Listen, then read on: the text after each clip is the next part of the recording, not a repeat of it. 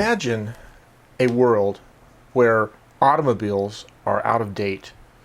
They're no longer being used except for a few old vehicles, and there's nobody left to repair them, and nobody sells parts for them except for one guy in your town. Or let me give you another analogy.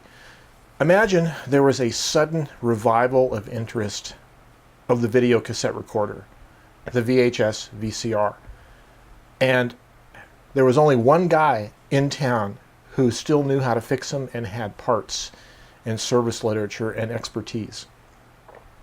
Now maybe these are poor analogies, but this is like what it is when you are into typewriters, and if you're lucky, like in the Phoenix area, you have that guy, Bill Wahl of Mesa Typewriter Exchange, who is a third generation typewriter repairman, typewriter technician. That is what it's like to own typewriters in the year 2018. Stay tuned. I first met Bill Wahl a few years ago when I attended my first Phoenix Type-In, and Bill was a whirlwind of vigorous, joyful activity as he hopped from one machine to another, helping people live during the type-in with any particular problem they were having with their typewriters, giving them advice as to what it might need if it involved a higher degree of service than what he could offer at the type-in there, and doing things like installing ribbons and just helping people out. He is a wonderfully helpful person, and I was impressed then by him, and I'm even more so now that I've gotten to know him better. One of the privileges I had during the Phoenix Type-In here in 2018 that I attended in June was interviewing Bill Wahl, and made a visit to his shop the next day. Here's that interview now. Hope you enjoy it. Well, this is Joe Van Cleve at the 8th Phoenix Type-In, and we have ourselves Bill Wahl. Bill, welcome. Thank you for welcoming me to having me. Yeah, this is fun. Tell me what you do for a living. I own and operate Mesa Typewriter Exchange. It's been in our family. My grandfather started in the late 40s, 1940s in downtown Mesa. Wow. And we're still at the same location. My dad worked there 40 years, and I've worked there 40 years. So it's just me working now. So you're the third generation? Third generation. Wow. Yeah. And that is fantastic. So I guess there's a life cycle in that industry, and yes, it's gone through a decline, obviously, in the past. Right. Oh, yeah. In like the 90s or something? Yeah, exactly. Early to mid 90s, I was thinking, you know, this will last another few years, but I really need to start doing some serious thinking. What else am I going to do? And I just kind of weathered the storm, and and now over the last 10 or 15 years, it's definitely continued to just be busy all the time. So it's a whole nother era that it's in. Yeah, and there's a different generation of people that are involved, you know, with the younger people. That I didn't have that 15 years ago too much. There was a few, but now there's quite an upsurge. I would say half my customer base is 25 or under. Right, and it may not be as many business typewriters for professional use. Some, yeah, maybe like those IBMs or... Yeah, the IBM Selectrics, and so...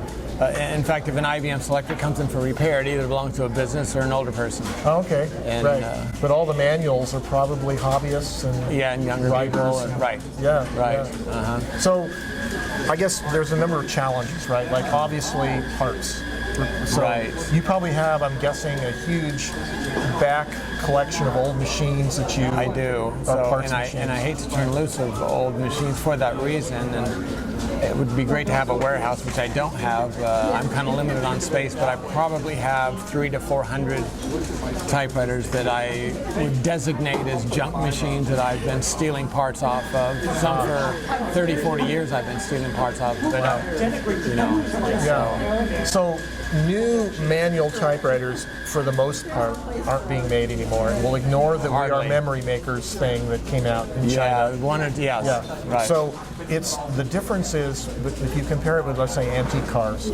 Antique cars is an aftermarket. You could build an entire Model T Ford from parts in a catalog. Right. But there's no such thing from typewriters. No, not at all. And so, yeah, it's strictly...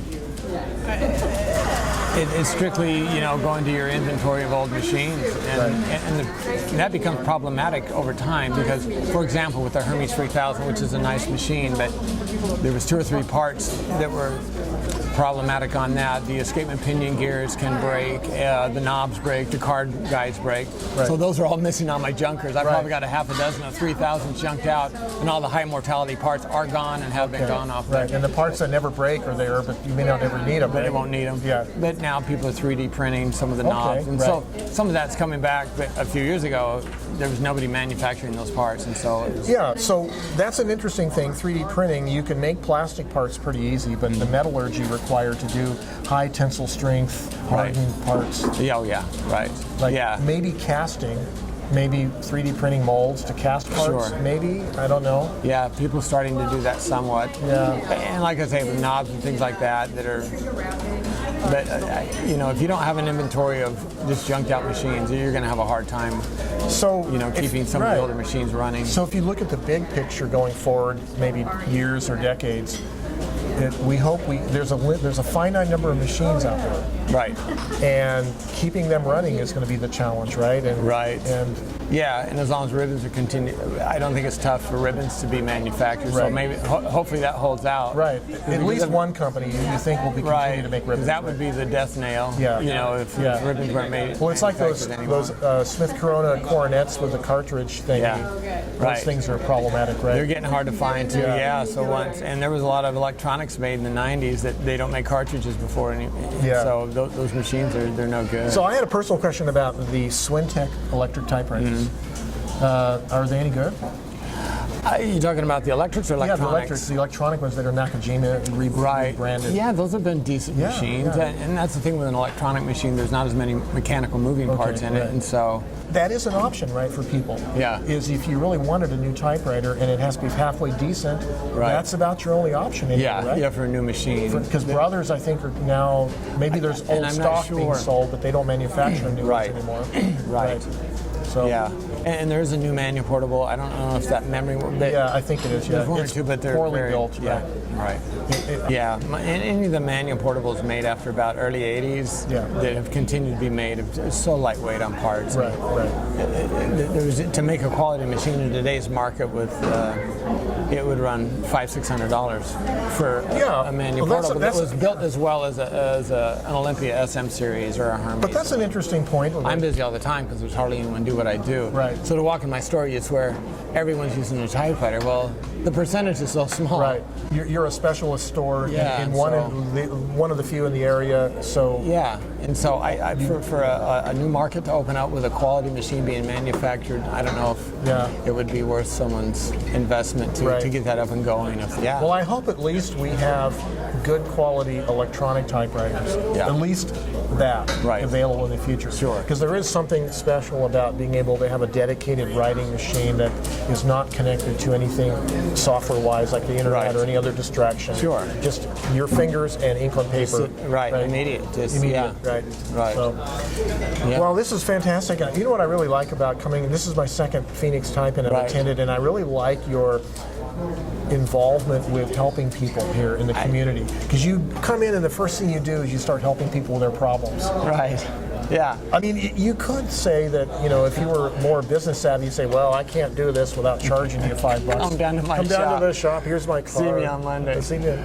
Thanks. And so, and I appreciate that. And the thing is, I really enjoy what I do. It's obvious. And so there's never been a day where I've woken up and said, I have to go to work today. It's like, I like going to work. I enjoy it. And what it is, 30, 40 years ago, because I've been doing this over 40 years now, and back then it was just more of a job, and everyone had a typewriter and there was nothing special about it. But today's market, there's a whole feeling about typewriters, and I feed off the enthusiasm of my customers because I have younger people coming in, or the people that are using typewriters.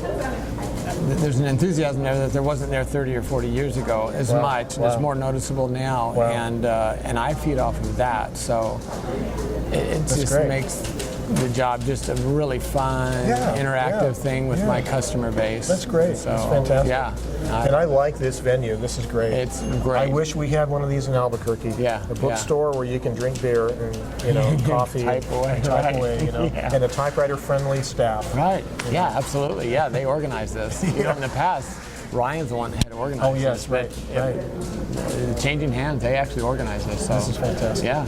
Well, Bill, it's great to meet you bet. again. And Yeah, I have appreciate a it. little machine to leave with you for repair, as we know. That's going to be great.